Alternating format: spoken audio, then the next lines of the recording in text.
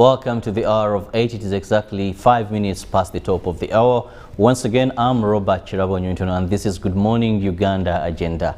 A very exciting moment where you're able to directly be part of this show by simply going on our social media platforms and sending us a message regarding the topic of discussion. So get prepared, get set, so that at that time when you're able to receive your feedback, you have our WhatsApp number that will be on your screen, which is 070960 2592, 070960 2592, and we'll be expecting your feedback regarding the topic of discussion this morning. Now, this morning we are going to be looking at labor externalization as a way of reducing unemployment in Uganda. We all accept and know that there are high levels of unemployment in this country, and many people have opted for employment outside Uganda. Of late, we are seeing huge migrations into the Middle East as people are seeking for employment. And with me in studios today is the CEO in Njazi, Uganda, which is one of the companies that carries out this service of labor externalization, and that is Ashe Chitandwe. Chitandwe, you're most welcome to our studios. Thank you very much, Robert. I'm glad to be here. Good morning, viewers. Well, according to statistics, we have about 12,000 Ugandans that leave this country every year to go for the Middle East. That is 12,000 Ugandans leave annually to go to the Middle East and seek for employment. What we benefit as a country? Let's look at the returns from the monies these people send home. About 1.1 billion US dollars every year are brought home by these people. 1.1 billion US dollars every year are brought home by these people. Previously, before COVID-19, it was about 1.4 billion US dollars that come home from the people that are working in the Middle East.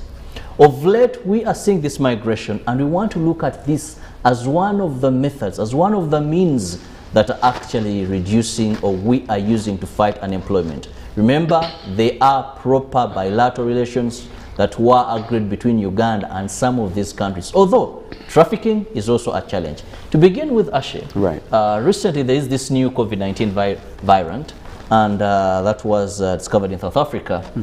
And your industry is always affected by such. Let's just begin on a lighter note.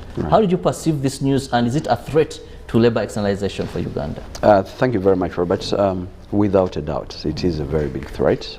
As you've heard, some countries are already closing out on flights from South Africa and stuff like that. So it's definitely, before you know it, it will be Dubai, rather UAE and stuff like that. So yeah, it is a very big threat, and we are watching closely. Actually, UAE flights, the Emirates has closed. Right.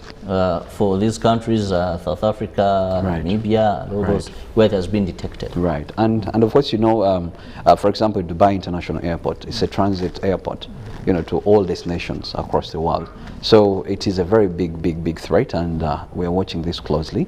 But yes, we're worried about this Omicron variant. Yeah.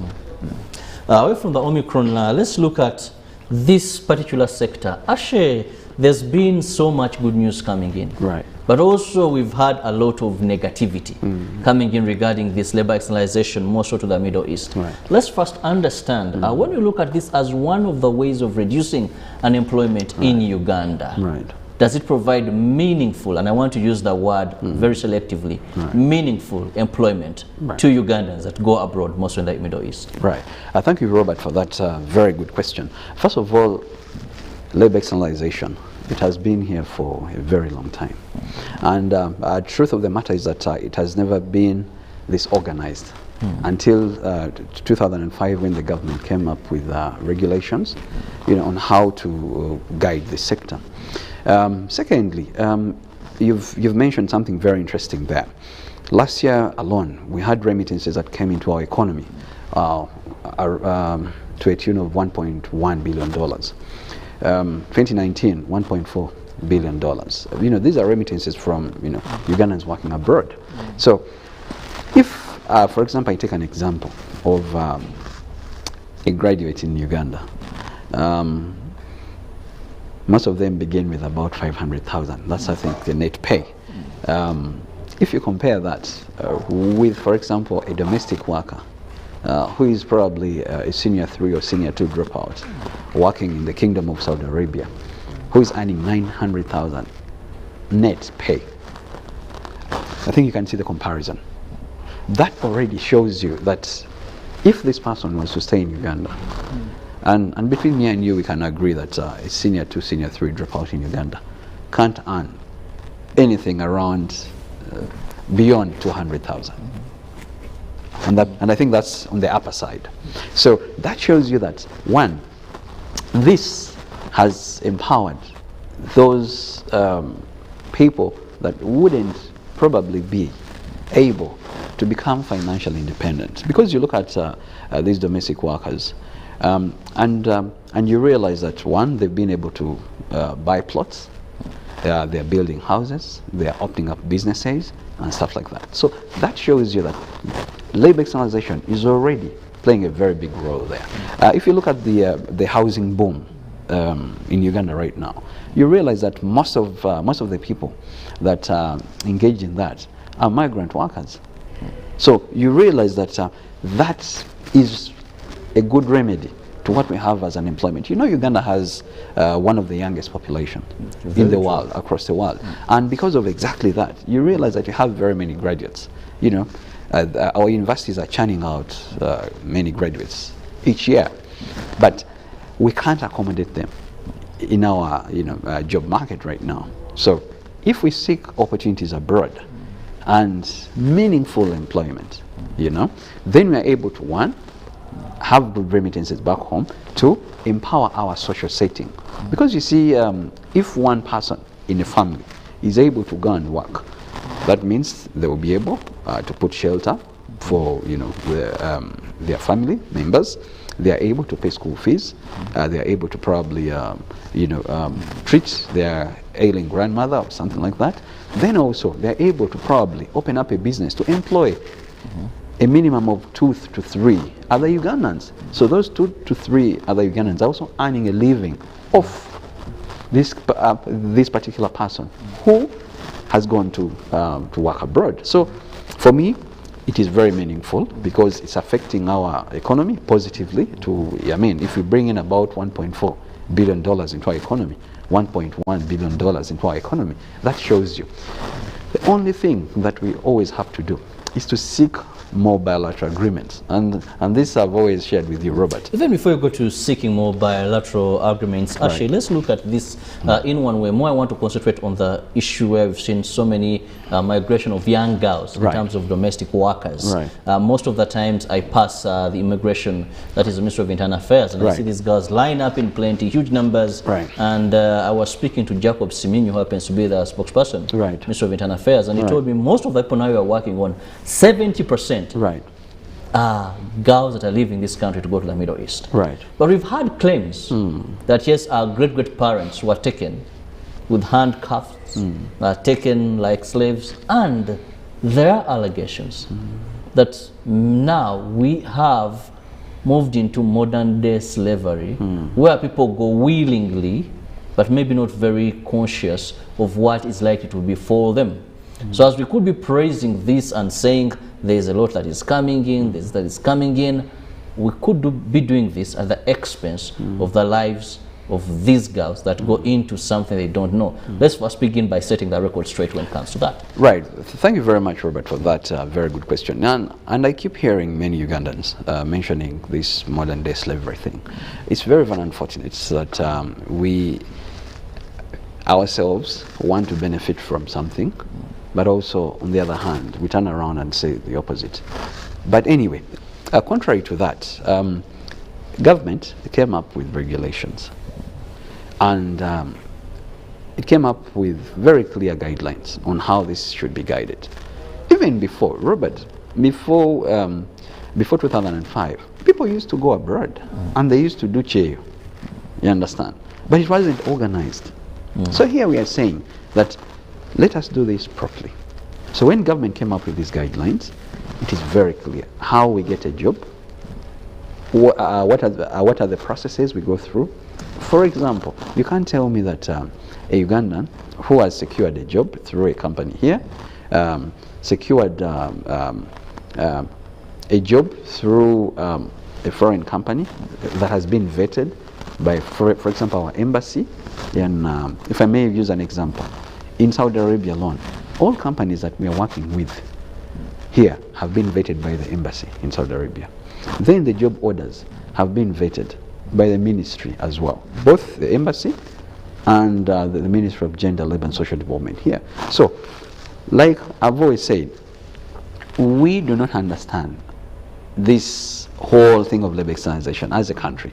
Very few people have taken an effort to make sure that they fully understand this. So, Robert, one, we have contracts which are sensitized to the candidates. The candidates are sensitized about these contracts to fully understand all the clauses, what they are meant to do, what is their responsibility, what is the responsibility of the employer, and what is our responsibilities as the recruitment agencies, both in Saudi Arabia, for example, and in Uganda. So this is clearly done. Secondly, if there are disagreements, and very it's very easy to run into conflict. For example, if you're a domestic worker, Definitely. Because you're living with people in a home setting and stuff like that. Even here, Robert, we shouldn't look the other way around. Even here, when you move to some homes, you realize that there are very many stories which I don't want to go into right now. But clearly, one, this sector is regulated. Yes, we have a challenge of human trafficking. If you go and see videos on social media, in many cases you wouldn't know, was this person really taken through the right channels or they were trafficked. Secondly, if there are challenges in a home, for example, since we're focusing on domestic workers, I think, if there are challenges there, we have mechanisms of helping these candidates. For example, I have 5 people in a recruitment agency in Saudi Arabia, the one I work with, and their job is very simple: handle all complaints of our workers. If there are big challenges that need government, the embassy is there. We work hand in hand with the government, and that's the embassy, to make sure that we handle their issues. But also, on the other hand, if you find yourself in a situation that is tough, yes, through the proper channels and the legal channels in Saudi Arabia, we're able to assist you. But what happens here is that sometimes we have candidates who may be having challenges, but address the wrong and audiences. They cry out loud on social media. Exactly. So in the end, it taints the image of Ugandans, because you remember, when we are getting these contracts, it's not as easy as people think. These countries have to buy into, our character, our attitude, and stuff like that. And I want to tell you, Robert, the reason why you're seeing those numbers is because the Ugandans that have been going and working, they've done a very good job. The command of the English language has really given us a very big mileage over very many countries. Like I told you last time, you realize that in the Philippines, they've been in Saudi Arabia for the last 40 years. And we've only been there for how many years? Just 5? Ashia, still looking at this issue, now we want to look at broader, not only for the domestic workers. Right. Labor externalization as a way of reducing unemployment in this country. There is one thing that puzzles me whenever we discuss this as a way of fighting unemployment in this country, are the costs that people pay to get employment. I was speaking to someone who told me he's going as a security guard. This person was raising about 4.8 million. One was raising about 6 million. So at the back of my mind, I ask myself, with a lot of knowledge on various businesses, why would you pay 6 million, 5 million to a company to get you a job as a security guard? Already you have the money that can set up a business. Go to the domestic workers. You find some will tell you, I need this amount of money, I need this amount of money. Yet some will hear, oh, this is facilitated for. So how is this in any way reducing employment, yet actually it is paying for a job in one way or the other? Right. Thank you, Robert, for that very good question. Robert, first of all, you see, right now, we have 2 labor bilateral agreements. 1 with the Kingdom of Saudi Arabia, 2 with the Kingdom of Jordan. Though Jordan, now the operations were halted. Now, if you need a job in the UAE, you know what most Ugandans call Dubai. You need to go through, most cases, you need to go through a recruitment, rather an HR consultancy. For example, if you have Pepsi in UAE and it needs, let me say, 100 workers, what Pepsi would do is to contact a recruitment agency in UAE to look for, to source for these workers. So the HR consultancy in the UAE will come to Uganda, for example, and say, a recruitment agency in Uganda, we have an order of 100 workers, and we need this much commission, because they're giving you work. So what happens is that you realize that the Ugandan company doesn't have that money to pay for that commission. So that commission now comes to the candidates. Because if you need a job, yes, I have a job X, but this is the requirement. This is the commission I'm required to pay. Of course, I'm not going to tell you that. I'm going to say, if you need that, this is the amount of money. So that is where the problem is. But how do we mitigate that? Because I think in one way or the other it befits the meaning. Well, it challenges it, but if someone can have 4 million, right, you're looking for unemployment, that could be seed capital for something. Right, but of course, though it may not be guaranteed that if you invest it you'll get, whereas it is a guarantee that if all goes well there, every 30 days or 31 days you're going to be getting a paycheck. Right, Robert. If you look at the length of the contracts themselves, you realize that you know, in between there, of course, that would be covered, and much more would be made. So that is okay. But my main issue here is, let's have more bilateral agreements signed. Once we have government and government signing these bilateral agreements, then these HR consultancies are swept away.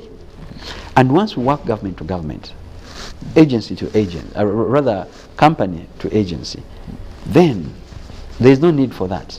So in the end, those fees won't be there. That is the truth of the matter.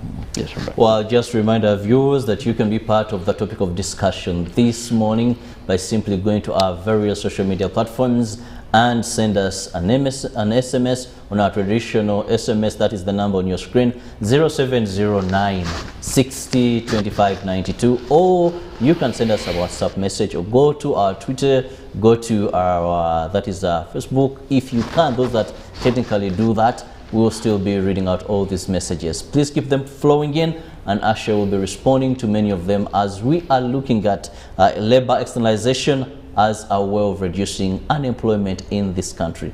We have a very young population, but of course also the unemployment rates are high, and that is why many people have opted to go of late to the Middle East and seek employment. But we want to know is, how meaningful is this employment? Yes, we know the returns home are really tangible enough. That is about 1.1 billion US dollars annually that comes in, and every year we're having about 12,000 Ugandans leaving this country for the Middle East. Is it workable? Has it been a solution to unemployment, or are there issues we should be ironing out? Now, Ashley, when it comes to domestic workers, I'm reliably informed that all is paid for. But sometimes we've had charges being taken from these young girls. What are they paying for? Robert, thank you for that. One, there is a pre-medical. We need to know your health status before, we invest, in your passport and stuff like that. So apart from that, then there are registration fees, allowed by the ministry. It's a regulation. Then apart from that, then passport, training, all that is paid for. Visa, medical, that's the medical we do for you to be granted a visa by the embassy of the Kingdom of Saudi Arabia. That is also paid for. Even the ticket, paid for. So those are the fees. Those are the fees. Yes. Okay. Well, let me try to first check out and see some of the messages that could be coming in. Please keep the messages coming in, and of course kindly give us your name and where you're watching from, so that we can ensure we communicate very effectively.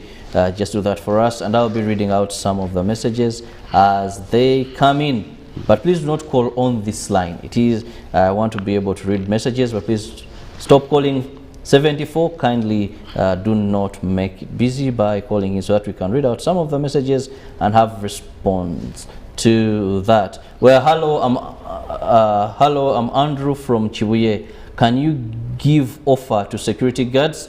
I have seen you are a parent. That is hello, I'm Andrew from Chibuye. Can you give offer for security guard? I have seen you are a parent. Okay. Then good morning, the host and guest. I know Uganda for good honor. Okay. Please let's keep them brief. I think. Why? Okay. Joel Muhindi from Kasese. Thank you, but I think it has been asked there already. Good morning, the host and the guest. I know Uganda for good and humorous talks. What is your take, guest, about salary imbalances in Uganda and the Kingdom of Saudi Arabia and other countries?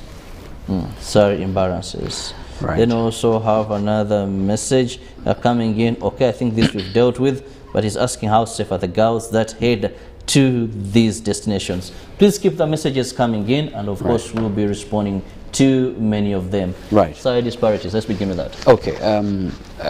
It's a very interesting question. He said it's called Joe. Right. Joe, truth of the matter is that if you look at the two economies, our economy and the economy of Saudi Arabia, Saudi Arabia is a big economy without a doubt, and definitely that answers the question of the salary, differences here. But what I can tell you is that as an economy, we're also growing, and one day we'll get there. That's what I can say. Our only issue now we have is unemployment, and right now it's at 2.5%. 2.50%. I was reading about it last week. So this shows you that we still have a lot to do as a country to see that we fill that gap and also boost our economy. But you can see these remittances are already affecting us positively, and we shall get there. We shall get there. And then Andrew, for security guards, kindly you'll find time and visit our offices. In Jersey Limited is located at Machinje, Chizungu. You can also reach us on 0707 681 801. You can reach us on that number, and then you'll be able to pick it up from there. Thank you. Then there was another. The safety of the girls, I think yes. That is a concern as well. Right. What I can tell you is that one, yes, the girls are working in these households. And yes, the Kingdom of Saudi Arabia has put in place mechanisms of monitoring, and also the Ugandan government is working with its counterpart in Saudi Arabia to see how best we can have our girls safer. Yes, they are safe. That one I can tell you. And the laws of the Kingdom of Saudi Arabia are so stringent to the point that if there is, Robert, I normally hear people talk about, our people are killed and stuff like that. It's not easy to take someone's life. It is not easy at all. And the Kingdom of Saudi Arabia, the laws are very clear. You take someone's life, they take your life too. It's as simple as that. So what I can tell is that yes, they will have challenges sometimes in these households, but it's on how we help them to overcome those challenges. That is why I was saying that for my particular team, I have 4 people who are supervisors and a manager sitting in the Kingdom of Saudi Arabia in this particular company to handle all the complaints. And Robert, I can tell you, just last week, I had 2 people return home. One, for some reason, she just lost interest in working, and she had been there for 6 months. So we had to repatriate her home. Then the other one, for some reason, she said for her, the food they eat over there is not of her taste. She feels she can't work. Just 1 month in the Kingdom of Saudi Arabia, and repatriated her as well. So Robert, the remedy to safety is more engagement, and that is why even the clients over there, they are also selected properly these days, especially with the new regulations as well. So the selection of who takes a Ugandan to work in their home is also very thorough now. So that's that I can tell you that we've made very good strides, and we keep on improving. we keep on improving. But what I can tell is that the biggest number, people have really benefited from this particular program, and indeed they become financially independent. Let's get to some of the messages coming in. Good morning, Uganda. Externalization of labor should be encouraged such that our balance of payment position abroad is widened, i.e. more revenue from abroad. From Stephen Nebi Municipality, Northern Uganda. Thank you, Stephen, for your message. Then Chirabo, whoever comes to talk about Cheyo, do not talk about the challenges of those they take. But at the end of the day, we hear many crying in those countries. That is Captain Retired Chitaka Mayanja. Thank you, Chitaka Mayanja. Good morning, host and the guest. Please don't call on this line, kindly. And the guest, okay, for the good talk. What is your take, guest, about Sari? Okay, think that one has resent the message. Then we have, good morning, UBC. I'm Augustine from Soroti. Why are you so expensive with the boys? And can't you offer poor people with the boys? And can't you offer poor people chance when they chop your money later from the salary? Can't you offer poor people a chance, then chop your money later? That's what he wanted to mean. Then we have, hello, I'm Joel from Buyongere. Please, guest and the host, can you rectify the information about selling of human organs in these countries? That's not part of the topic, but I'll maybe answer.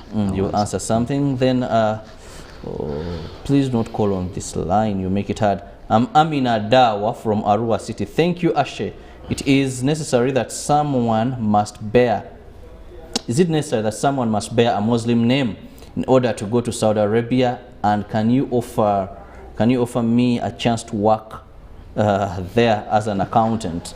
Okay, let's hold them at that. But please, kindly, you can send an SMS, but do not call on this line. It makes reading the messages more complicated for me. Let me look at some of the messages here. Hello, I'm Honorable Doncho Boyale. What is wrong with, okay, no, that doesn't come up. Okay, I'll be getting to the SMSs later on, but Ashes first address those few that have come. Okay, there were quite many, but I'm going to approach them this way. One, Robert, issues of the boys being charged expensively. It is not our intention to charge them expensively, like I've said. Because we're working with HR consultancies, this commission they require from us, it is not paid by us, it's paid by the candidates. But if we agitate for more bilateral agreements, like how we are doing at the moment, I know that will be history, and that shouldn't be an issue. Then also, it's true we've had arrangements where people have gone. You make an agreement, they go and they say they will be remitting on a monthly basis. The company invests, and then, but of course, you know how our Ugandans are. Yeah, and we've lost money. I've personally lost a lot of money in that scheme. And at the end of the day, you don't want to pursue it, and you let it go. But it's true. It's a challenge. It's a challenge, because some of our people are not that honest. So, for us, I think the easiest way to resolve that, yes, besides that, of course, we're also trying to engage the different financial sectors to see how we can work as partners to finance, to fund these, and then in the end, we are able to balance off. But the question from, I think, Stella, no, you don't have to have a Muslim name to work in the Kingdom of Saudi Arabia. Christians are there and Muslims are there as well. And so, yes, and on the issue of offering you a job as an accountant in the Kingdom of Saudi Arabia, now you've given me an assignment, Stella. I'm going to engage There's also one who agencies there. Was from, he said, yes, for medical. Can you help also the medical people? Ibra. Ibra also was looking at the medical aspect of it there as well. Yes, yes. We are exploring different sectors and also different job categories. On the issue of medical, there is a conversation that is going on, but of course we need to get approval by the ministry on that issue, since we also need these people. Then on the issue of human organs. This is a very unfortunate thing that people believe that our people are taken there and they remove organs and stuff like that, organ extraction and stuff like that. No, as far as I'm concerned, the years I've worked in this sector and the people I've externalized, I've never experienced that. So for me, as far as I'm concerned, it is not true. And Ugandans, I really urge you to desist from some of these things, because they taint our image as a country, and then it will affect us as far as getting more opportunities as a country. Yeah. Well, actually, before I continue with the messages, let's also look at this issue of human trafficking. Most of the times we've had people fall prey to human trafficking. Why is it a continuous device that is discrediting this service that you're providing to Ugandans? Right. Or do you just use it as an scapegoat? The other person was just trafficked. Is it reality?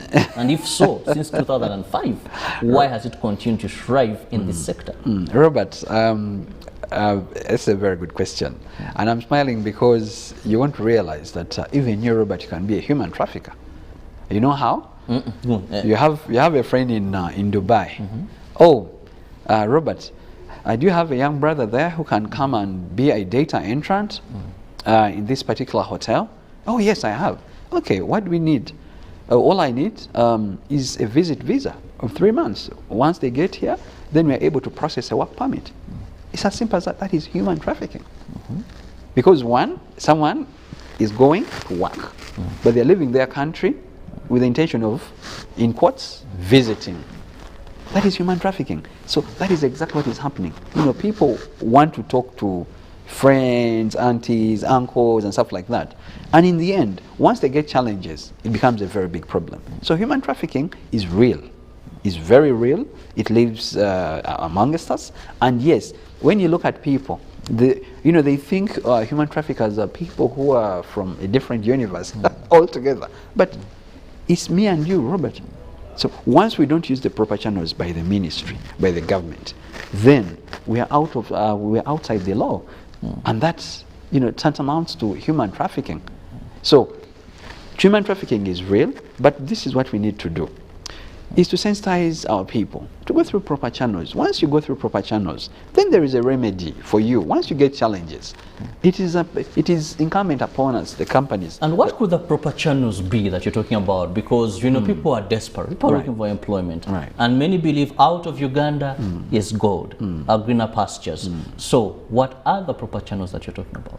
One, if you want, if for example you're upcountry, you want to go and work abroad, please visit your district internal security officer. They have, these lists of these externalized companies, these accredited and licensed companies to do this work. Visit your district labor officer.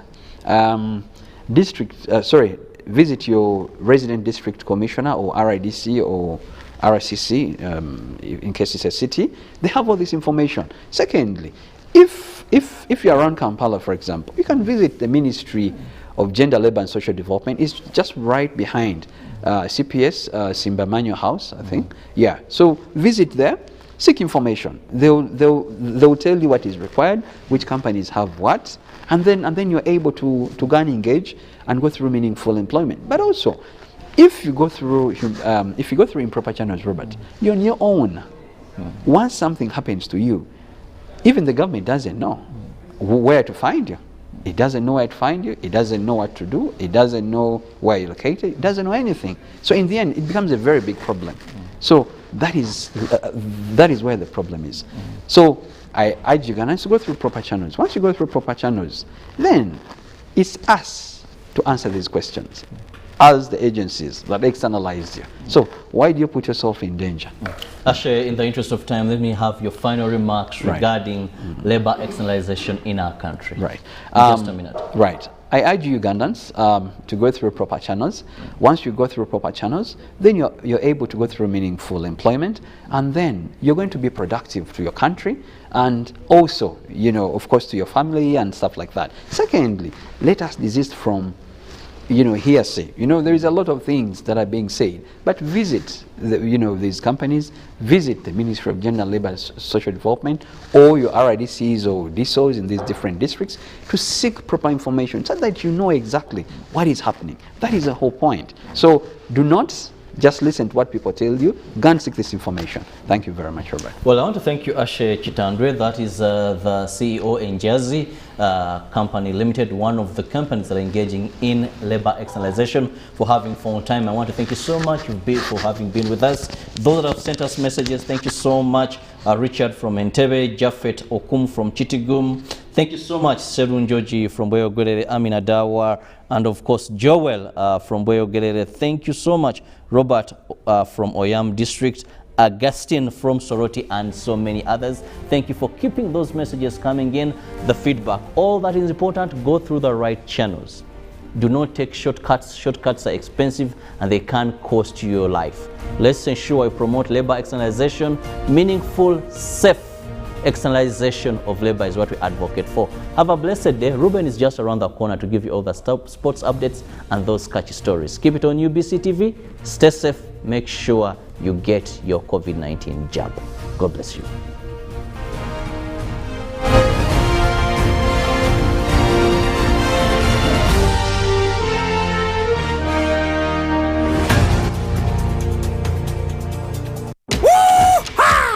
Greatede MTN Kabode. Esimu ya smart josobola okwefunira olwo n'ogisasula mpola mpola.